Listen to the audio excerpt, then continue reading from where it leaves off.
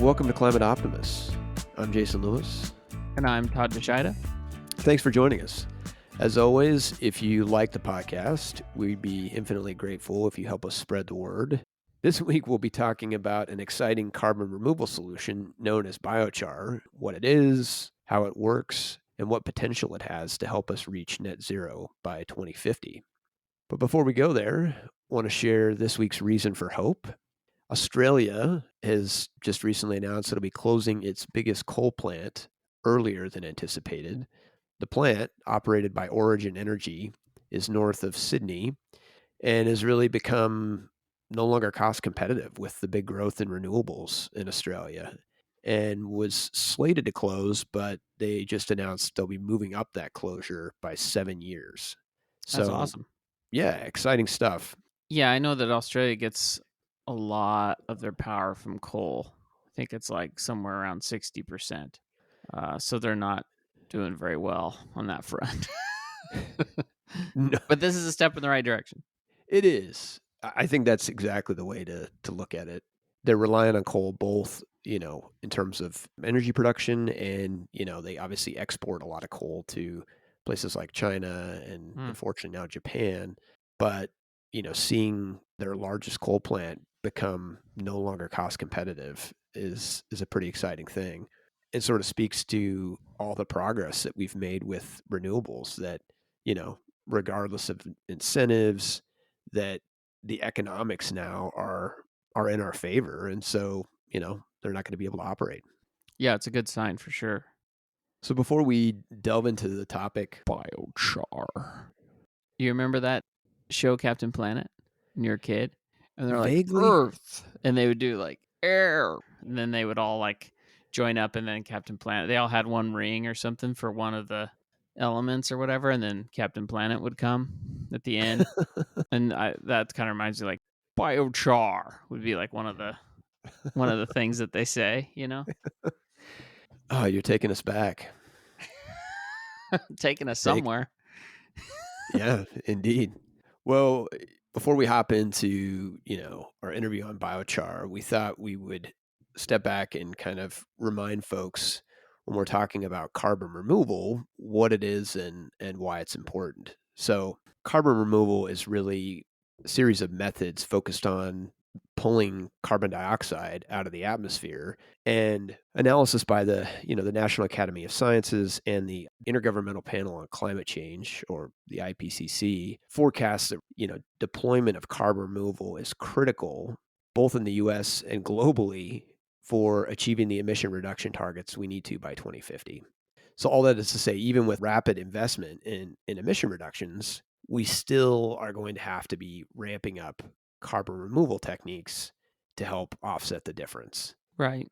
So based on some of the analysis that had been performed, the United States, could need to remove as much as 2 gigatons of CO2 per year by mid-century to reach net zero. And, for context, that's about 30% of annual greenhouse emissions from the U.S. It is a lot. And we better get going. Indeed. And if you look globally, scientists predict that number needs to be on the order of 10 gigatons to get us to net zero, and that will need to continue to scale up to as much as 20 gigatons by the year 2100.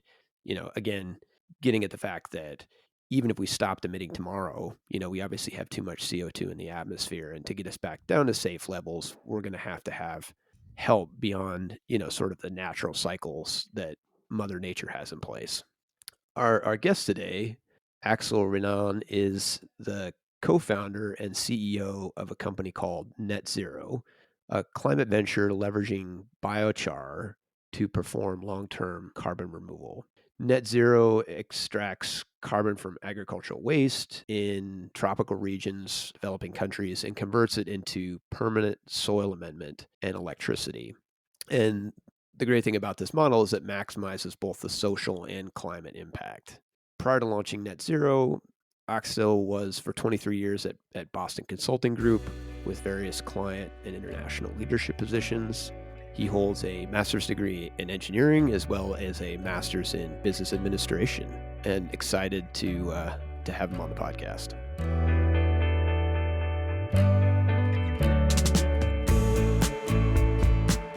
Axel, welcome to Climate Optimists. Very nice to be there with you, Jason. Well, let's start you out with a basic question and a hopeful one. When you think about efforts to address climate change, what what makes you hopeful? Well, I think in the last few years, we've passed a kind of point of no return. No return in the public opinion, because now the reality of climate change and the mobilization, especially of the younger generation, is there. I think a point of no return in at least the large corporates who are really now embracing the topic and more and more committing to net zero targets and committing very seriously to that, in part pushed by financial markets, in part pushed by their customers, but they are really serious about it. And I think states also have moved from, okay, let's do plans and we don't really believe in them, to a point Right. where they start believing in them. And including, we've seen at the last COP, China and a few other countries that were kind of in the still in the mode, well, this is not for us, not now, starting to commit. So now we have, I think, a strong alignment and willingness to act. Obviously, this is coming really too late. I was at the Rio conference in 1992, Oh, and wow. all the facts were already on the table. Right. Everything was known. And we've been kind of procrastinating. There's been a lot of climate denial and so on. And so I think what the positive view today is, now people are really ready to act. And, I keep a kind of optimistic eye on the fact that things are starting to move for real. For real means there's some money, and very significant money, allocated to building solutions to decarbonate everything what we do. There's a public opinion that will not let the government off the hook. And very important, there's a kind of financial ecosystem that now knows this will happen for real, and so is pushing everyone. Yeah, I certainly, I think from where I sit, sense a similar momentum, and so it's good to hear you say that.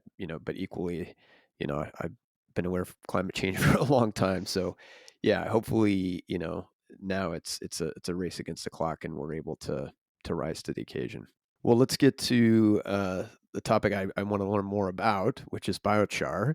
Let's start off with a basic question, which is like, what is biochar for people who may not have heard of it, and how does it sequester carbon? So biochar, in a way, is a very ancient solution. Biochar is very close to charcoal. It's the result of heating biomass. So it could be wood, could be crop residues, pretty much anything coming from the vegetation. And you heat that at very high temperature without oxygen. And in that process, basically, you extract the carbon that is contained in plants. Plants' dry biomass is about half of the weight is carbon. And by heating this biomass, you basically extract a significant share of the carbon that is contained there in a very stable form. So biochar, if you look at biochar, it looks like a bit charcoal powder. It's black, very light. Maybe, most people would see when you buy sometimes, bags of charcoal to do your barbecue. At the Right. bottom, there's a kind of powder that remains. And biochar is very much like that. It's done a bit differently from typical charcoal, typically at a higher temperature, but looks a bit the same. And biochar is a product that has multiple usages or impacts. The climate impact, and your question relating to carbon sequestration, is that basically, by producing biochar, you stabilize carbon that would otherwise go back into the atmosphere. So if you think of what we learn in elementary school about the cycle of carbon, you say, okay, plants grow, and when they grow, basically through photosynthesis, they suck up carbon, CO2 from the atmosphere to build their plant body in a way. And then at some point, plant die or are harvested or whatever, and they decompose or they burn. And during this process, the carbon that was in the plants goes straight back into the atmosphere. A very, very small share remains in the soil if the plants decompose on the soil, but the vast majority of the carbon goes back into the atmosphere. And so there's a kind of annual cycle that actually we can see when looking at atmospheric concentration of CO2.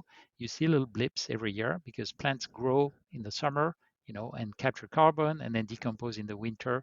There's much more plants in the northern hemisphere than in the southern hemisphere, and so it's kind of linked to the seasons. With biochar, you stop this process. Basically, you don't let the carbon captured by plants go back into the atmosphere, and you convert it in a very stable form of carbon, and that's basically the carbon removal effect. To the difference maybe with other ways to capture CO2 from the atmosphere, I think what is very interesting in biochar is that you leverage a process that nature invented, billions of years ago, photosynthesis. It has been refined by nature over a very long period of time, and it's super Right. efficient. We can't beat it. With all the technology and so on, we haven't found a way with, so little water and so little energy, just solar energy, basically to capture carbon. So Right. biochar leverage this capture part by nature and then use a bit of technology, but it's really low tech. It's not rocket science, but use this technology to basically extract and stabilize the carbon. And so you have a kind of gigantic carbon pump from the atmosphere by plants. And then at the back end of this pump, you get the carbon, you stabilize it, and then you put it in the soil. And then comes the kind of second usage of biochar. This carbon is actually very useful when put in the soil. Biochar has some properties that basically improve the soil health and so improve crop yields. And the nice thing is that this product is super stable. So if you take, some plants and you put them in the ground, after a year, 2 year, basically almost nothing remains, has gone back into the atmosphere. In the case of biochar, it's it's stable over hundreds of years. So you kind of hinted at this already, but wondering what are some typical sources, of, feedstock or biomass that we would use to produce biochar? So basically, to produce biochar, you need biomass that is first relatively dry, and second, that is I'd say woody. Actually, there's a very broad range of things that can be converted into biochar because they're either naturally dry or not too difficult to dry. So you would say, of course, wood. You would say leftovers from corn, for example, from rice, from cotton, from coffee, etc., etc., etc. So actually, if you think about it, there's a lot of residues that could be converted into biochar.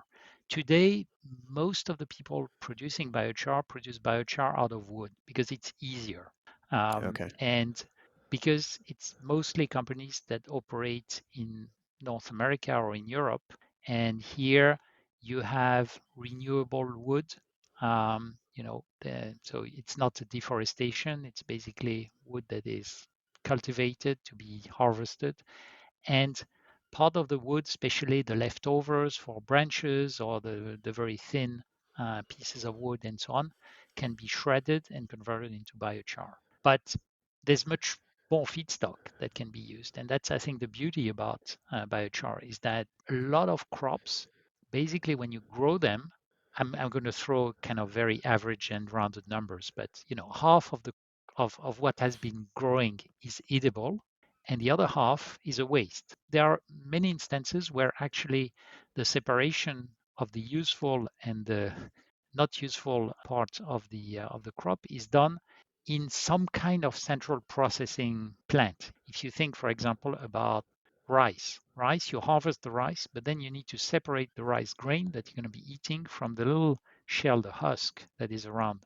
And Right. here you do that in a plant. And so at the exit of the plant, there's a huge pile of rice husk, and it's a nuisance, actually.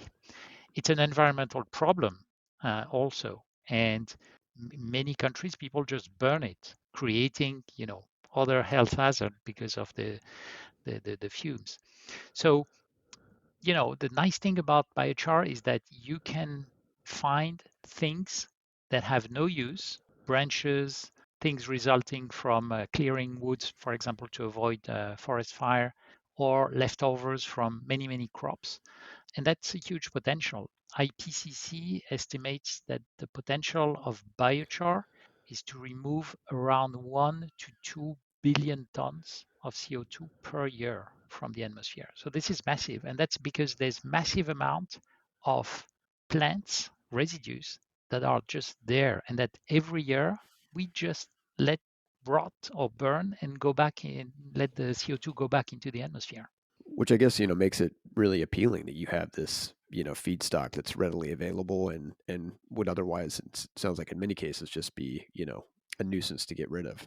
There's a concept which is, of course, additionality, which is very important, which is, of course, what you do needs to remove CO2 from the atmosphere that would not have been removed, otherwise. Otherwise, you're just, removing another way something that would have been removed. So typically for wood, that can be a question. Imagine you have, sawdust from wood. It's great to make biochar, but if you think about it, with sawdust, you can do building material or, lots of other things. And so here, making biochar, maybe it's a carbon that is a bit more stable and that will remain out of the atmosphere for a longer time than if it was converted into plywood and maybe would go, in construction, but maybe for a few decades and not for a few hundred years. But it's not fully additional.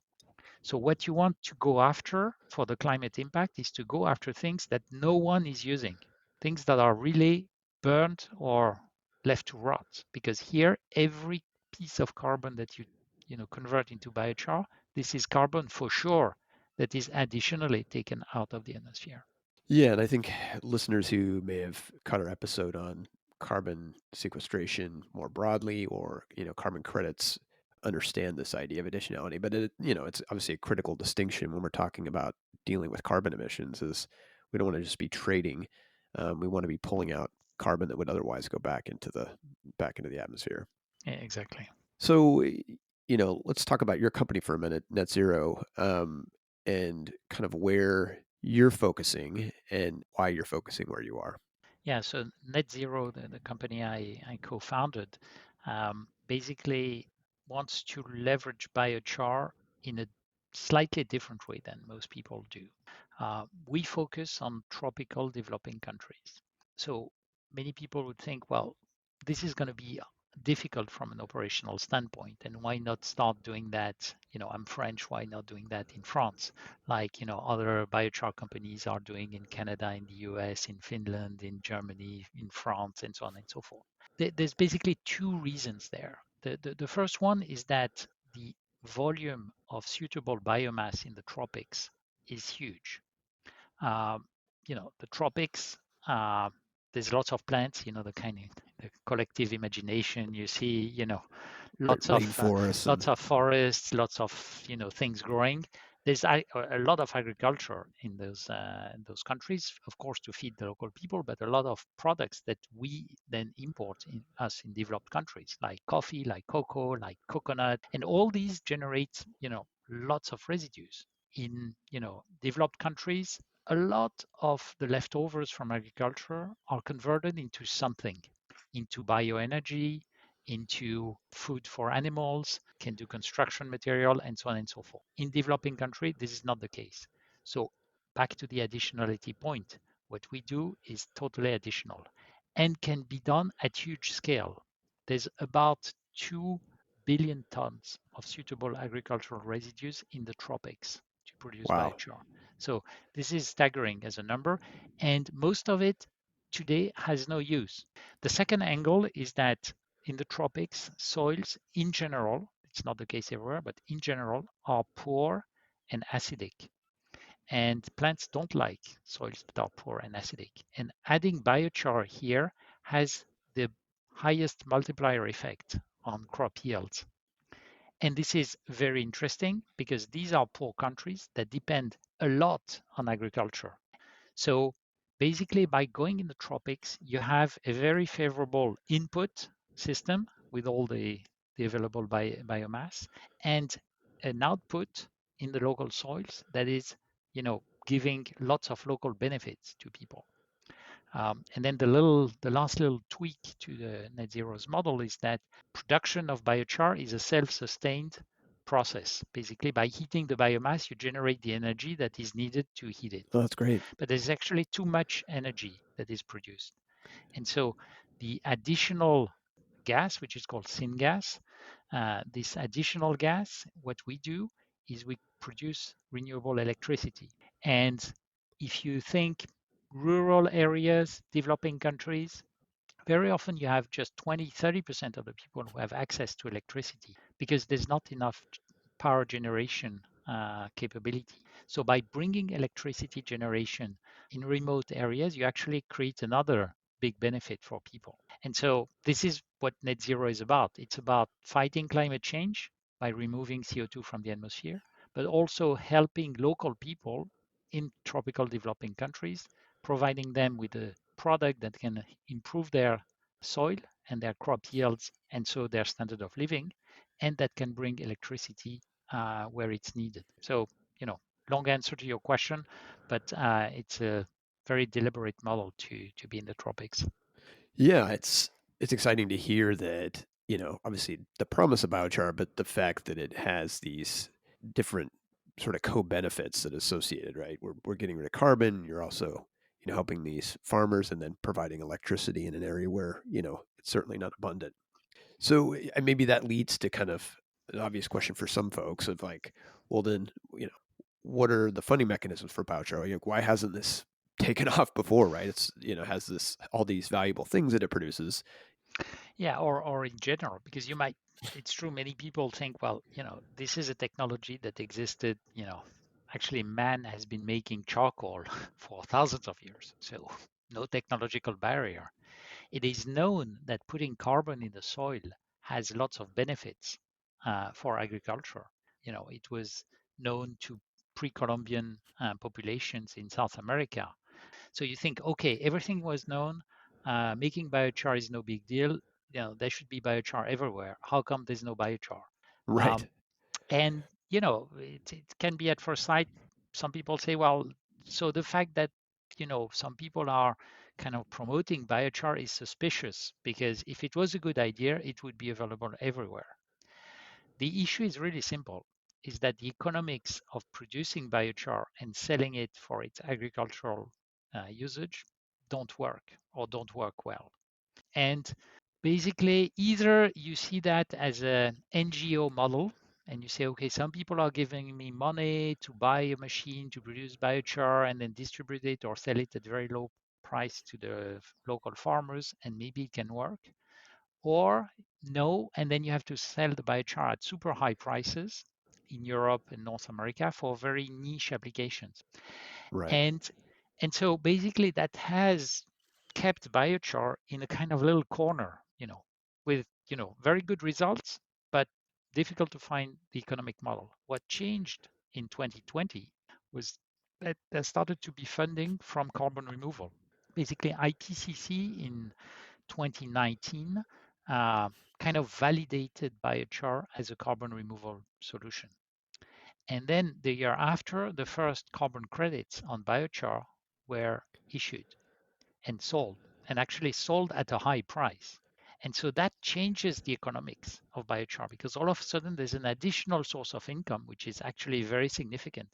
And then if you do it in the tropics, like what we're trying to do, it's even more attractive. Because if you think about it, you take agricultural residues that have no value.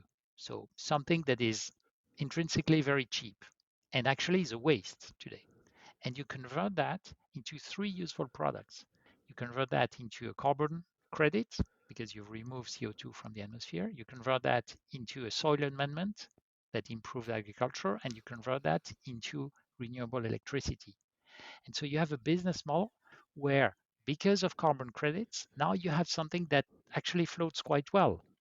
That, provided you can produce the biochar with equipment that is not too expensive, then you have something where you take a waste and you convert that into three value add products. And that's what is making now biochar attractive all over the place, and especially in the tropics.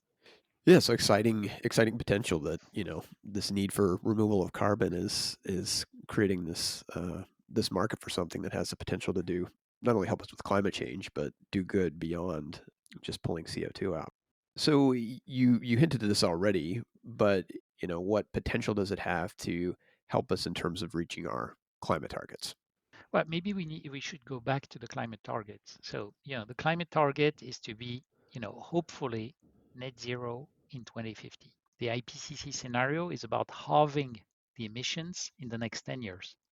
But once you have reduced everything you can reduce, there will be a part of our emissions that is almost impossible to eliminate. And this is 5 to 10 gigatons per year. Biochar, according to IPCC, the maximum potential is 1 to 2. So biochar will not solve everything, but biochar order of magnitude, it can be 20% of the solution. And I think that's something, it's a very big number, because if you think, we go back to the 5 to 10 gigatons at the required price for carbon credits, you're talking about an industry in 2050 that could be around $1 trillion. Carbon removal globally, $1 trillion. To give you an idea, it's same order of magnitude than the power generation today globally. Uh, so you can see the glass half full and say, wow, 20% of huge number, this is a huge number. Right. Some people might say, yeah, but this is just quote unquote 20%. And how are we going to do the rest?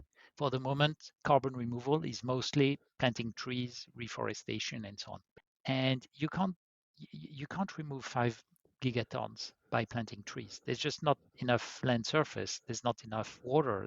Biochar is one tool in a set of tools that needs to be activated. And if we want to remove the 5 to 10 gigatons that are needed, we need to do everything. We need to do all the tree planting and all the biochar and all the other high-tech technologies. Yeah, it's wild to try to wrap your head around it, and Yeah, and the scale of change it's that very, has to very take exciting, place. but it shows that, we are not out of the wood on, fighting climate change, because reductions will be crazy. If you think we need to halve emissions in the next 10 years, how are we going to do that? And then we need to build a humongous new industry out of nothing, in the next 30 years. Yeah, I mean, I can't think of another time in human history when we had such a big technological and logistical challenge in front of us.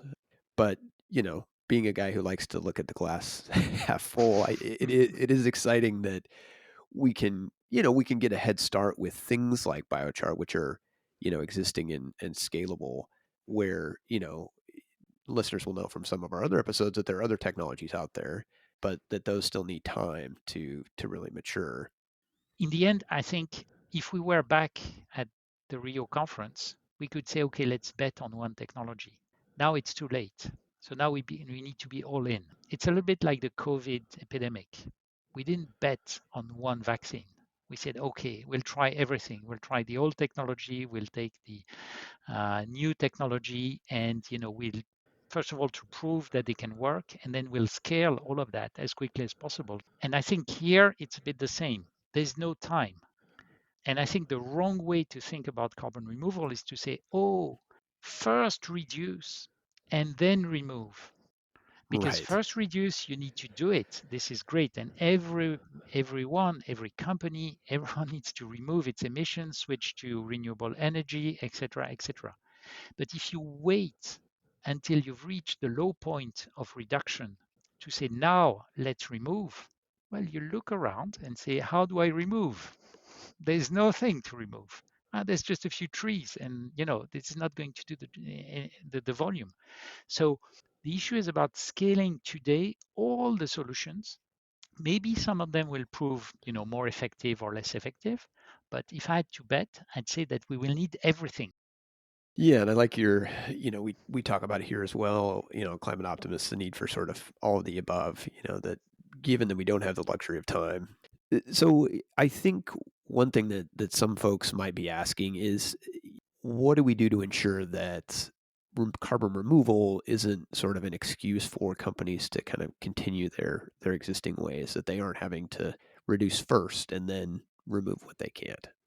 Well, I think that's one of the core issues in the lot of debate around this topic, which is tightly linked to what we call greenwashing. I think if you have, as a company, if you're kind of only trying to take the mark on carbon neutrality, and you have a leeway of saying, okay, I can buy those $3 per ton carbon emission avoidance. I'm not really sure where they come from. And actually, there's a broker has packaged, a number of things there, but they guarantee me that there's, 50,000 tons of credit, and then I buy them for a very cheap price, and then I can claim I'm carbon neutral. If companies can do that, then you would think, what's the incentive of doing better? And I'd go a little segue, but there's there's still a lot of that going on. When you read, Right. why don't you buy, carbon neutral natural gas? I think it was, by the way, great marketing to call natural gas natural, which is not natural. It comes from the ground. Uh, but back to your question, when you hear about this tanker of natural gas, liquefied natural gas is carbon neutral, these are the cheap $3 per ton carbon credits, and this is greenwashing. If you want to be serious as a corporate, you can't buy carbon credits at 3, 5, 10, or $20 per ton, because you're buying emission avoidance, not removal. I think there's a sensitivity that is growing in the public mind around greenwashing. And a number of companies now are snapped on their fingers saying, well, no, no, no, this is greenwashing. And, we've seen you, we caught you.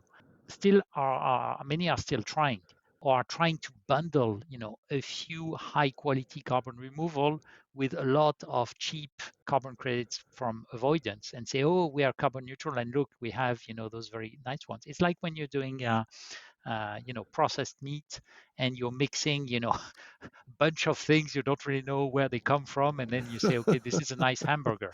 Um, and so you want to avoid that. I think the public opinion now is getting sensitive to that. This is great, because it will limit greenwashing. The drawback is now everything that is called carbon credit is suspicious, Sure. and even the high quality ones. So maybe at some point we need to come up with another name, because carbon credits is like, oof, what are we talking about? How come something be worth $1 per ton or $1,000 per ton? Now back to your question, companies, they have a choice. They can pick the low quality or the high quality. If they pick the high quality, and if they start to pay 50, 100, 200, $300 per ton, they are going to do that after they've reduced everything they can, because reduction, you know, is, for at least the vast majority, way cheaper. So in a way, having quality carbon credits that are sold expensive is an incentive for companies to reduce everything they can. Because if they say we want to be net zero just by buying removal carbon credits, it's going to cost them a fortune.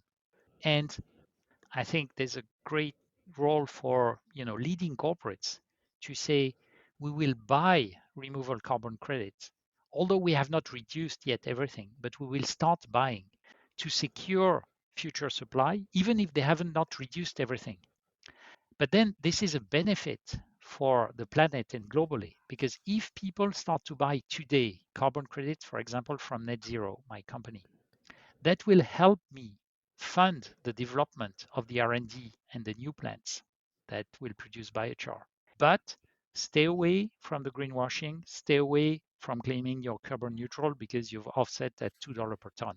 This is really, not the way to go. Yeah, it makes me think of all the Land Rovers I see driving around that have, carbon neutral on the side of them, and knowing that, clearly came from, cheap, questionable carbon credits. Yeah, and we were in this period where some people are still trying to not only get away, but build a bit of confusion in people's mind, and I think that's bad. Yeah.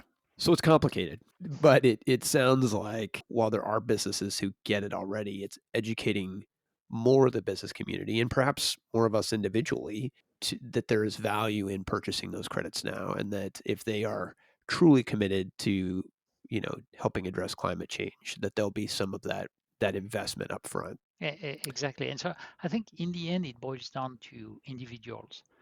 Um, this whole climate thing, and the fact that governments and corporates are, you know, I'd say over the last 5 years or so, been kind of all of a sudden, yes, yes, climate is important. It all comes from individuals. The mechanism is very simple. Basically, when public opinion starts to say, "Oof, climate change is a reality, we're really worried," that creates an uncertainty in the future. The uncertainty is, at some point, something will have to be done and carbon will have a price or will have limitations of emission. Investors start to think, oof, what if in 2030 or 2040, there's a carbon tax and carbon starts to cost 100, 200, $300 per ton? I'm investing in a business. How is this business resilient to, a $200 per ton cost of CO2? So Right. the investor calls the CEO and say, well, can I show your numbers with carbon at 200? And for many industry, the picture is ugly. They're out of business or, huge drop of profitability.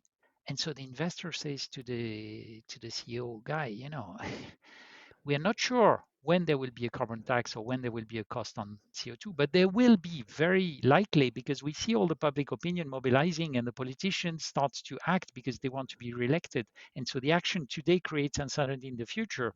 But this uncertainty in the future, when we model it today in our business plan, this is very worrying. So please do something. Right. And then the CEO says, okay, I promise I'm going to do a net zero thing and I show I can reduce my emissions. And so I will depend much less on carbon emissions. And so my business plan is saved. But after a couple of years, the investor goes back to the CEO and say, how far down the road are you to your net zero thing? Because we know the first steps are the easy ones. So you should do the first steps now, not push everything towards the end. And the guy says, we're still building the plan, it can work for a year or two, but at some point they need to act. And so basically this whole thing is that because individual mobilize today, it creates uncertainty on the cost of carbon in the future. So it creates worries today from the investors that pushes corporates to act. And this is what's happening. It's not because all of a sudden all CEOs have become, convinced of, the need to save the climate. Yeah, that's a great point, and I think, underscores that each of us individually, within our own circles, within, with our own politicians, have a role to play. But I like the hopeful message, and maybe we leave it there. Maybe that's a good spot because I know we could keep talking biochar for a long time. At least I could. Well, Axel, thank you so much for coming on to Climate Optimists and sharing your knowledge with us on a really exciting topic. Best of luck to you as you ramp up your venture. It's exciting to see. Well, thank you for having me, and it was a pleasure discussing with you. And I think what you do in bringing the climate topic to people so that they, as individual, start to act on their little sphere, but also act on the overall ecosystem is really fundamental. And I thank you for that. We do our best. Thanks.